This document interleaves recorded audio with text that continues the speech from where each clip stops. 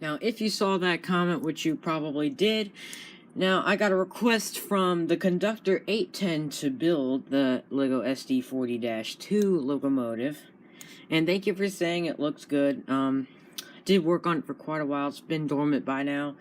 And yeah, I'm glad you like it, and I hope you enjoyed this video, and all of you who want to build this thing, so let's get started.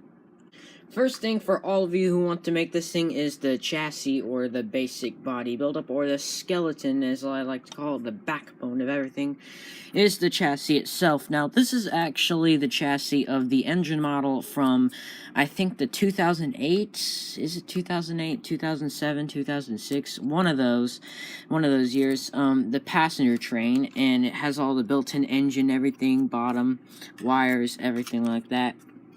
So I had to use it for this because it was pretty large and needed good engine size. I also have these back and front, which can easily come off, take back to easily, and just a simple just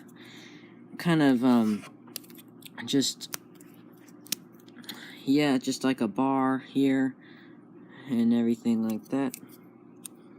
Get this to focus. Yep, everything like that. And so hope I didn't do anything to break anything. I honestly hope I don't get anything wrong when I rebuild this thing. Yeah, that's better. And so, just simple right like that. Basic same thing, only difference is that you got this kind of bar with two ditch lights on the front. So, it's going to put that back on. And you got your bars, everything right here, you know, your handles, basic bars. These, if you're wondering where these bars came from, they came from the LEGO Friends Dolphin Cruisers bars. So we had some extra pieces, and I decided to cut them in half and use them as the bars for the side of the train. And you also have some just regular small bars up front. So I'm going to freeze right here so you can pause this video and copy the chassis. If you don't know what to use for the chassis, I recommend that you use the standard railway locomotive kind of chassis. Basically, this one, if you're wondering, yeah, this one, sure, it's a heck of a lot shorter, but I mean, it's a good bit shorter, good 6 studs shorter. You can easily put 3 studs on the sides, make it as long as you need to, but I do recommend that you use the standard chassis because it just makes everything easier to put together, but you will need to make it as long as, I'll put a text at the bottom to tell you how many studs long it is and how many studs wide. Now we're going to want to build this back part, this back body build up. Now what I basically did for the main back one is just put this kind of just simple thing together. Ow. Oh no. Crap. Yeah, right there. Just put that back, and now if you take a look at this, so you got this, make sure to put a good amount of studs on the side so you can hook up those side panels, which the side panels are essential to make it look a lot more realistic, or else it's just going to look super thin, and that's not very realistic, at least in my eyes. It's about 3 bricks high with a half brick right there, and then just right there under the hood, here. Let me just... This is why I don't normally make LEGO tutorial videos anymore. You got this layers of... Let me focus on this. Focus. Got these layers of studs, if you can see, just to build it up. So let's put this back. Now I'm just going to place this back here. I made this hollow, if you notice, just for this wire.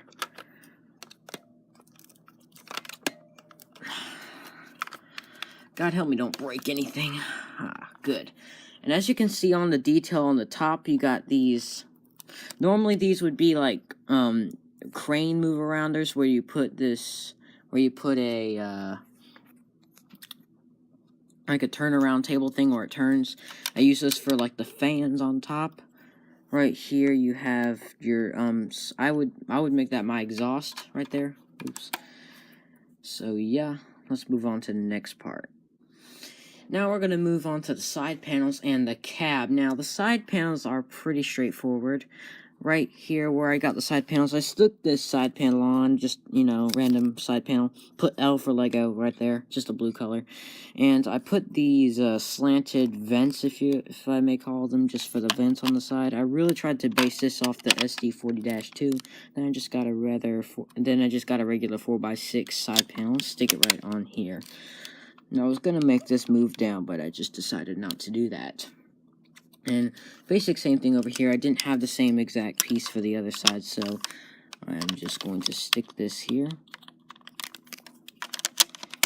And basic same thing. Now the side panels, you can be really creative with them.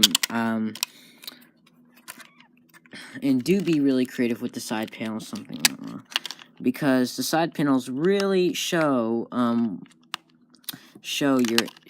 off what your engine is designed and all that.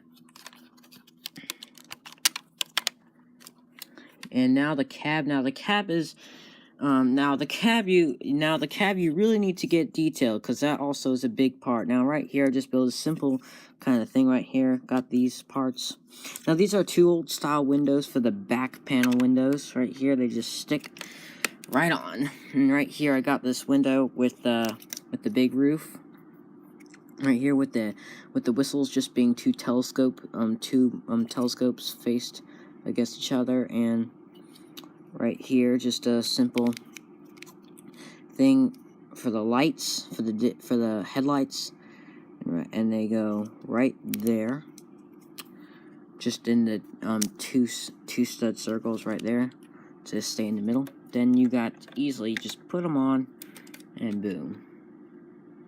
Now let's focus on the trucks and the nose, and the back panel too. Now, the back panel is just a simple little lights on the back. Make sure there's lights on the back if you're making a diesel engine like this one. And just stick it on the back if you have sticky things back there. And I also put this panel right here on the back just to make sure. And it's best if you line it up with the top. It's not quite lined up, but it's good enough in my eyes. Now the nose isn't that important, but it's good to make a good nose. Now right here, I just have this simple contraption. Simple. I also put this wheel on the side for detail. Just simple. Have some studs on the front. Built it all up, and then I also matched the colors, which I really like doing because it just helps bring more detail to the locomotive. Now the trucks. They should actually be very detailed because you have to make the cow catchers as well. Now this is the back truck, the back panel that connects up to the wire. Now for the basic, now I didn't have any official modern diesel locomotive cow catchers, so I have to improvise with some normal train car ones, but I sort of just built it up around it. And crap. Yeah, it's good that you have these good and attached. Just a simple kind of truck, built it up around it, make sure everything is smooth, everything works. You also have it on the bottom too. Now it just connects to the bottom, just like so. Now I'm going to attach this wire. Now you don't always need the wire, but that's going to be if you have a motorized one, like this one. Stick it on, and boom. And see how it aligns with the steps and everything to the steps you have up on top. Make sure these wheels can turn freely. You also have the front one. Basic, same kind of contraption. Everything's built up around it. Now, this one's not actually the one, because right here, as you can see, this is the chassis. This is the chassis wheelbase that's motorized from the 2008 set. Right here, it's kind of built up sort of like that. Make sure the trucks are as similar as you can make them, because if they're not as similar as you can make them, it's going to be really awkward. Now, as you attach them now, just add everything you need, and that is how you build it. It's the basis of everything that is put into this diesel engine. So I hope you enjoyed it. Hope I gave enough information so you can build your own.